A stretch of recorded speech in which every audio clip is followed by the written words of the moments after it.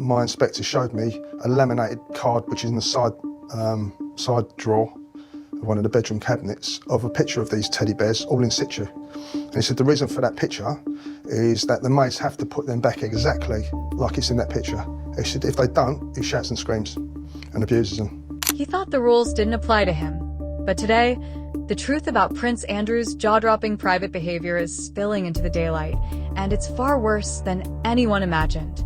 5 decades of arrogance, indulgence, and humiliating stunts are now exploding into public view, exposing a man who treated people like props in his own twisted game. But first, subscribe and turn on notifications because this story builds toward one final detail, a detail the palace desperately hoped would never surface, and you're going to hear it before this video ends. The scandal begins in the most bizarre place imaginable, Andrew's bedroom. Former staff recall walking into the prince's private apartments and finding dozens upon dozens of teddy bears arranged with military precision across his bed. Not a handful, 72. A laminated instruction card sat in the drawer explaining exactly how each bear must be positioned. To insiders, this wasn't cute. It was a warning. Andrew demanded obedience down to the inch. But if this was how he treated stuffed animals, what did that mean for the people around him? Today, at 65, Andrew Mountbatten Windsor stands stripped of titles, stripped of protection, and ordered by King Charles to vacate Royal Lodge after more than 20 years of living there without paying rent. This latest humiliation comes as new allegations and legal pressure intensify overseas, all while a former associate's memoir is set to drop another bomb on his already crumbling reputation. It raises a question the palace can no longer dodge. Was Andrew's downfall inevitable from the start? And then a maid came out and confirmed that she had to do that, otherwise he would shout and scream. So, that's not really the actions of a sort of a nice person. Look closely at the decades of accounts from journalists, party guests, and insiders. A pattern forms.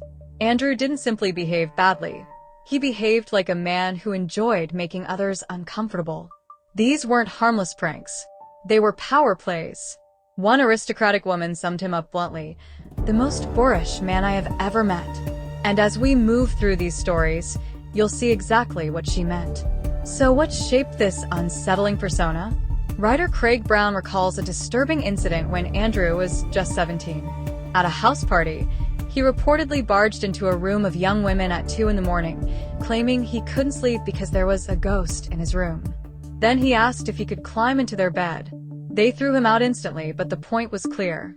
Even as a teenager, Andrew assumed boundaries didn't apply to him. Was this the moment the entitlement began?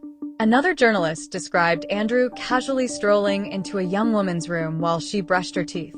He proceeded to lecture her in detail on how she should brush properly. This wasn't flirtation. It wasn't charm. It was intrusion for the sake of dominance. Insiders say this became his signature move, getting too close, too fast, just to see how much discomfort he could cause. Why did no one stop him? As Andrew grew older, the behavior only intensified. Witnesses say he treated female guests like entertainment, objects placed there for his amusement. At one gathering, he told a woman the pâté smelled awful. When she bent down to check, he shoved her face straight into the dish, roaring with laughter while she sat covered in food. Humiliation was the punchline. So who enabled this? Another woman woke up at a house party to the sound of childish giggling. Andrew stood over her with a fire extinguisher aimed at her face. And she wasn't the only one. He'd reportedly gone room to room blasting guests awake. These weren't pranks among friends. This was a royal testing the limits of how much people would tolerate. And they tolerated far too much. Then there are the so-called surprise inspections. According to multiple guests, Andrew would wander hallways at night during country house weekends, pushing open any door where a light was on. One socialite recalls him opening her door, looking her over, and announcing he was shopping for entertainment. The grin, she said, made her skin crawl. This wasn't mischief. This was intimidation. How many others stayed silent? Inside the palace, pressure was mounting. One insider said plainly, he should have been pushed out years ago. And with leaks, emails, and reports increasing, People are finally asking the question the monarchy avoided for decades. Why did they protect him for so long? Andrew also had an entire repertoire of childish games, each one designed to embarrass someone who couldn't fight back. He loved forcing guests into a choo-choo train conga line, shouting "CHOO, CHOO" at the top of his lungs. Another favorite was the fruit passing game, where guests had to pass fruit held between their necks, creating awkward, unwanted physical closeness. Guests didn't feel included.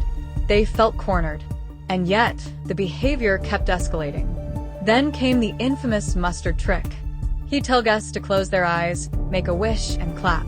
What they didn't know was that he'd placed an open tube of mustard between their palms. When they clapped, it exploded. Andrew apparently found this hilarious. But staff noticed something darker. He only pulled these pranks on people who were unable to retaliate. Why? Because it reminded him he had power, and they didn't. Even on official royal visits, his behavior shocked seasoned diplomats. In 1981, during a goodwill trip to Egypt, a trip gifted to him by the Queen to symbolically elevate his status, President Sadat even loaned him the presidential jet.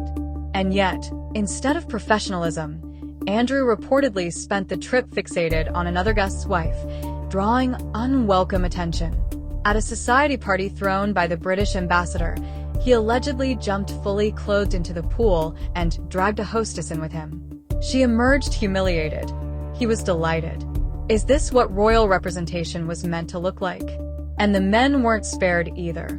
At a museum opening, when Major General Dick Gerard Wright struggled with his gloves during a speech, Andrew snatched them from his hands mid-ceremony and hurled them into the audience, shouting that he wouldn't need them now.